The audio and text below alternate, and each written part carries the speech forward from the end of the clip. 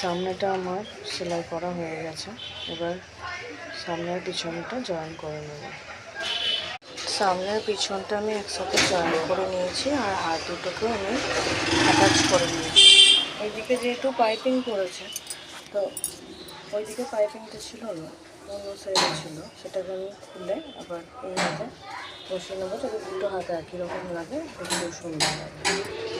Single foot লাগিয়ে পাইপিংটা আমি attach করে নিয়েছি। এবার আমি সাইডটা সেলাই করে ফিটিংস দিয়ে নেবো আর কোমর পটিটা লাগিয়ে নেবো, তাহলে আমার কমপ্লিট হয়ে যাবে। একটা জয়েন করে আমি কোমর পটিটা লাগিয়ে নিয়েছি। এবার হাত সেলাই করে আমি ফিটিংসটা দিয়ে নেবো, তাহলে আমার কমপ্লিট হয়ে যাবে। ব্লাউজটা আমার আয়রন করা হয়ে গেছে, কমপ্লিট হয়ে গেছে। এটা সামনেরটা আর এটা হচ্ছে পিছনটা।